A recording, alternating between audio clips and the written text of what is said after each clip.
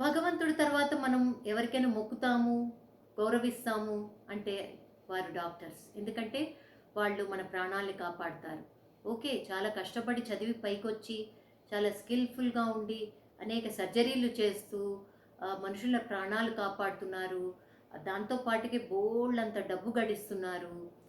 మరి పేదవాళ్ళకేమన్నా free treatment చేస్తున్నారా అంటే అటువంటివేమీ కనిపించవు. వాళ్ళ ఫ్యామిలీ కోసమే అనుక్షణం కష్టపడుతూ చాలా డబ్బు సంపాదించిన డాక్టర్ గారి కూతురు ఇప్పుడు డ్రగ్ పెడ్లర్‌గా, డ్రగ్ ఎడిక్ట్‌గా మారిపోయిన న్యూస్ సర్క్యులేట్ అవుతోంది. ఆయన అంత కష్టపడి సంపాదించింది చివరికి ఏమి జరిగింది చెప్పండి? తను ఆ సంపాదనలో ఏమాత్రమైనా పేదవాళ్ళకి హెల్ప్ చేశారా? ఆపదలో ఉన్న వారికి హెల్ప్ చేశారా? లేదే. నా దృష్టిలో ఏమీ అటువంటిది జరిగినట్టు కనిపించడం లేదు. కాబట్టి ప్రతి ఒక్కళ్ళు ఎంతో కొంత మన సంపాదనలో కొంత దానం, ధర్మం చేయడం అన్నది, పేదవారికి హెల్ప్ చేయడం అన్నది చాలా ఇంపార్టెంట్. ఏమంటారు?